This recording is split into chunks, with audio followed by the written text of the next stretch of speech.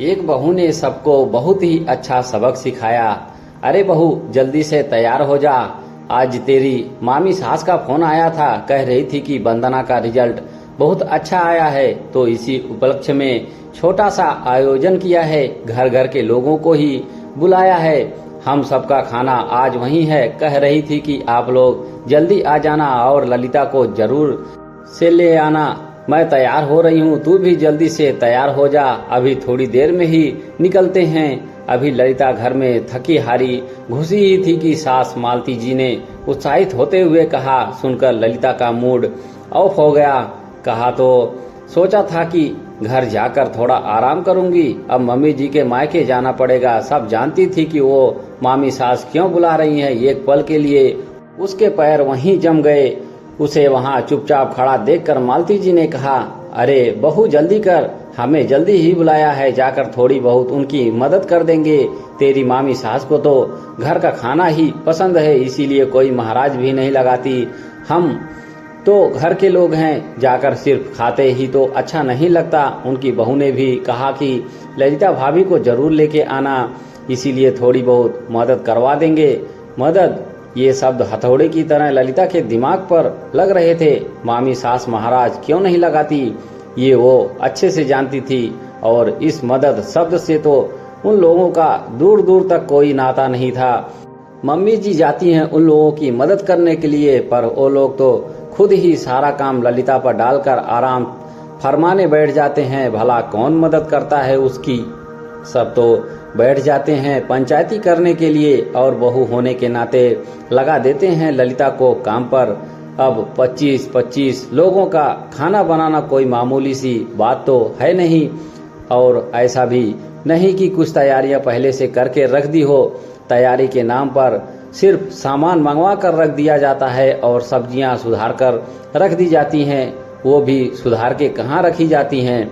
सभी मौसी सास और मामी सास बैठकर पंचायती करते समय साफ कर रही होती हैं। इस बीच में ललिता को चाय का ऑर्डर भी देती जाती हैं, साथ ही साथ तारीफों के झाड़ पर भी उसकी साथ मालती को चढ़ाती जाती हैं। अरे मालती जी वाकई बड़ी खूब किस्मत पाई है आपने, जो इतनी अच्छी बहू मिली है। भाई कुछ भी हो कहना पड़ेगा, ललिता पूरा काम संभाल लेती है, ये होती है तो हम बेफिक्र हो जाते हैं। और देखो ना, सबको इसी के हाथ का खाना पसंद है, इसीलिए सब्जी तक बनाने नहीं देते मुझे, नहीं तो मैं कम से कम सब्जी तो बनाकर रख ही सकती हूँ। मामी सास इतनी चिकनी चुपड़ी बातों को कहती तो मालती जी अपनी बहू पर बलिहारी जाती। लेकिन अभी पिछली बार की बात है, नाना ससुर जी का श्राद्ध था। मामी सास ने अपनी ननदों के परिवारों को और अपनी बहनों के परिवार को बुलाया था। कुल मिलाकर के 25 लोग हो गए थे। उस दिन भी मालती जी ने ललिता की छुट्टी करवा दी, क्योंकि श्राद्ध तो सुबह ही निकलना था। लेकिन घर का कामकाज में 11 बज गए। तब तक तो मामी जी के 3-4 बार फोन आ गए, अरे जीजी कब तक आओगी। और मालती जी इसी बात पर अपनी भाभी पर बलिहारी जा रही थी कि भाभी का उनके इतना प्रेम है। इस बार को ललिता ने भी सोचा था कि अब मामी सास की बहू आ चुकी है तो चलो मदद तो मिल ही जाएगी। मदद क्या मिल जाएगी, बल्कि मैं उसकी मदद कर दूंगी, आखिर मेरी देवरानी जो ठहरी। पर जब ललिता वहां पहुंची तो कोई तैयारी ही नहीं थी। मामी जी ने तो थोड़े से आटे की पूरी बनाकर मिठाई और सब्जी बाजार से मंगवाकर भोग लगवा दिया था, और अब ललिता का इंतजार हो रहा था। जब मालती जी ने इस बारे में पूछा तो मामी जी बोली, अरे सबको ललिता के हाथ का ही खाना पसंद है, इसीलिए महाराज नहीं लगाया, और बहू अभी नई है, इससे इतना काम नहीं होता। ललिता को तो आदत हो चुकी है, वैसे भी सबका बुलावा तो दोपहर का है। मालती जी ने तो कुछ नहीं कहा, पर ललिता को सब कुछ समझ में आ रहा था। महाराज के पैसे बचाने के चक्कर में उससे सारा काम करवा लिया जाता है, और अब नई बहू के होते हुए भी ललिता को ही काम पर लगाया जा रहा है। पर मालती जी के कारण आखिर वहां ललिता को ही काम पर लगना पड़ा। यहाँ तक कि उनकी बेटी वंदना भी ललिता की मदद के लिए नहीं आई और सहेलियों के साथ घूमने चली गई। इस कारण इस बार चाहे कुछ भी हो जाए, ललिता ने मन पक्का कर लिया था, उसे महाराज की कोई जगह नहीं लेनी। चाहे कुछ भी हो जाए, उसे अब अपने आप को इस्तेमाल करने से रोकना है। सोचते सोचते ललिता ने कहा, मैं शाम को आ जाऊंगी, आप चाहो तो अभी चले जाओ।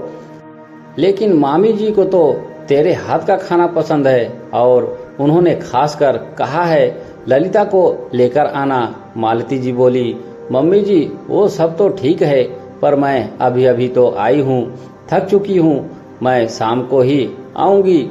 अरे कभी कभार तो चलता है, रोज तो आकर आराम करती ही हो ना। मालती जी पूरा जोर लगाते हुए बोली।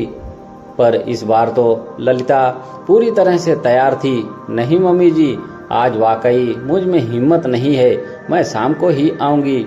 वैसे भी मैं कोई महाराज तो नहीं तो जो इतने लोगों का खाना बनाती रहूं। मामी जी की बहू अब थोड़ी बहुत पुरानी हो चुकी हैं, ये काम संभाल लेंगी।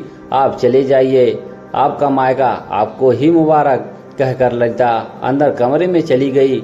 मालती जी को ललिता का ये सब कहना बुरा तो लगा, पर समझ में तो उन्हें भी आ रहा था। खैर उन्हें तो अपने मायके जाना ही था, तो वो अपने मायके पहुंच गई। जाकर देखा तो वहां इस बार भी कोई तैयारी नहीं थी। ललिता को उसके साथ ना देखकर मामी जी बोली, अरे जीजी आप अकेली आई हो, ललिता कहाँ है? भाभी आज वो बहुत थक गई थी, इसीलिए वो नहीं आ पाई, वो शाम को ही आएगी। ये सुनते तो मामी सास के पैरों तले जमीन खिसक गई। अब इतनी जल्दी महाराज कहाँ से मिलेगा? ऊपर से इतना सामान मंगा लिया वो अलग। अब काम को देखकर मामी जी उनकी बहू और बेटी के हाथ पैर फूल रहे थे। बहू ने तो हाथ खड़े कर दिए कि मुझे इतना काम नहीं होगा, या तो मिलकर मदद कराओ या फिर किसी महाराज को बुला लो। मालती जी को भी समझ में आ गया कि उनकी बहू का सिर्फ इस्तेमाल होता था। आखिरकार बहू और बेटी दोनों मिलकर रसोई में लगी।